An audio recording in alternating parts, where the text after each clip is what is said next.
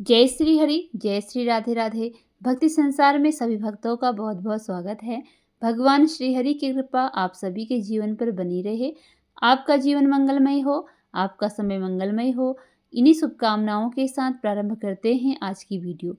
आज की वीडियो में हम अध्ययन करेंगे माघ मास महात्म्य कथा के अध्याय 4 और अध्याय 5 का। तो चलिए प्रारंभ करते हैं वीडियो। श्री वशिष्ठ जी कहने लगे कि हे राजन, अब मैं माघ मास के उस महात्म्य को कहता हूँ जो कार्तवीर्य के पूछने पर दत्तात्रेय ने कहा था। जिस समय साक्षात विष्णु के रूप श्री दत्तात्रेय सत्य पर्वत पर रहते थे, तब महिष्मति के राजा सहस्त्रार्जुन ने उनसे पूछा कि हे योगियों में श्रेष्ठ दत्तात्रेय जी, मैंने सब धर्म सुने, अब आप कृपा करके मुझे माघ मास का महात्म्य बताइए। तब दत्तात्रेय जी बोले, जो नारद जी से ब्रह्मा जी ने कहा था वही माघ महात्म्य मैं तुमसे कहता हूँ। इस कर्म भूमि भारत में जन्म लेकर जिसने माघ स्नान नहीं किया उसका जन्म निष्फल है। भगवान की प्रसन्नता, पापों के नाश और स्वर्ग की प्राप्ति के लिए माघ स्नान अवश्य करना चाहिए। यदि यह पुष्ट न व शुद्ध शरीर माघ स्नान के बिना ही रह जाए तो इसकी रक्षा करने से क्या लाभ।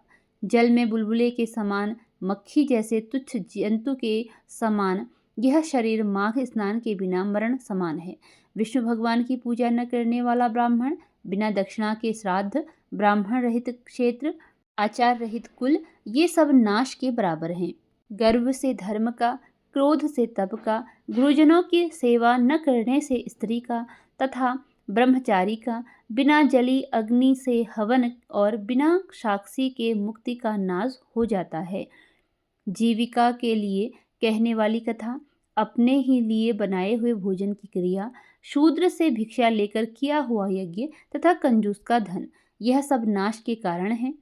बिना अभ्यास और आलस्य वाली विद्या, असत्यवाणी, विरोध करने वाला राजा, जीविका के लिए तीर्थ यात्रा, जीविका के लिए व्रत, संदेह युक्त मंत्र का जप, व्यग्र चित्त होकर जप करना, वेद न जानने वाले को दान देना, संसार में नास्तिक मत ग्रहण करना, श्रद्धा बिना धार्मिक क्रिया, यह सब व्यर्थ है।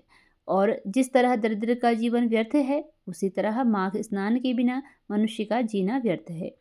ब्रह्मघाती, सोना चुराने वाला, मदिरा पीने वाला, गुरु पत्नीगामी और इन चारों की संगति करने वाला माघ स्नान से पवित्र होता है।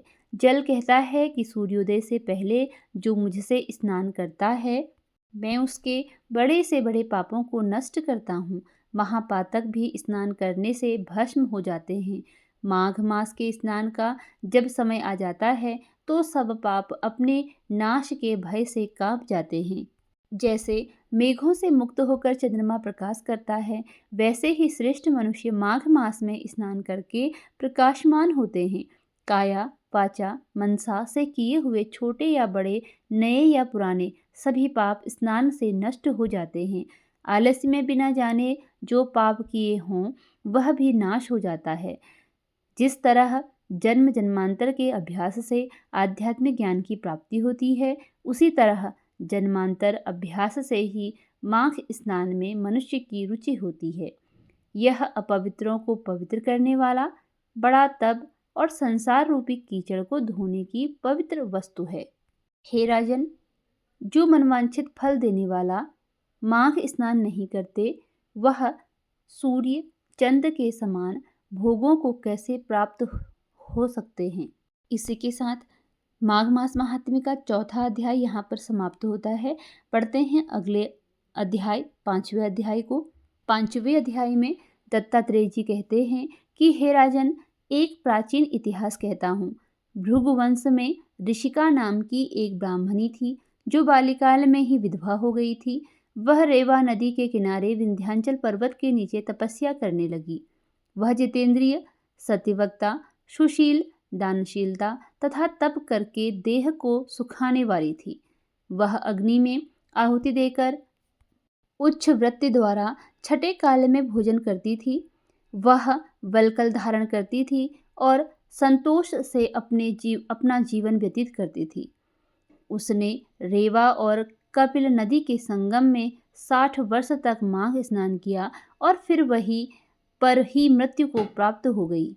माघ स्नान के फल से ही वह दिव्य 4000 वर्षों तक विष्णु लोक में वास करके सुंद और उपसुंद दैत्यों का नाश करने के लिए ब्रह्मा द्वारा तिलोत्तमा नाम की अप्सरा के रूप में ब्रह्मलोक में उत्पन्न हुई।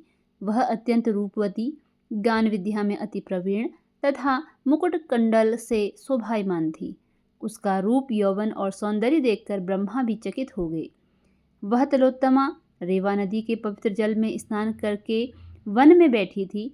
तब सुंद व उपसुंद के सैनिकों ने चंद्रमा के समान उस रूपवती को देखकर अपने राजा सुंद और उपसुंद से उसके रूप की शोभा का वर्णन किया और कहने लगे कि कामदेव को लज्जित करने वाली ऐसी परम सुंदरी स्त्री हमने कभी नहीं देखी, आप भी चलकर देखें। तब वह दोनों मदिरा के पात्र रखकर वहां पर आए जहां पर वह सुंदरी बैठी हुई थी और मदिरा के पान विवल होकर काम क्रीड़ा से प्रेरित हुए और दोनों ही आपस में उस स्त्री रत्न को प्राप्त करने के लिए विवादग्रस्त हुए और फिर आपस में युद्ध करते हुए वहीं समाप्त हो गए।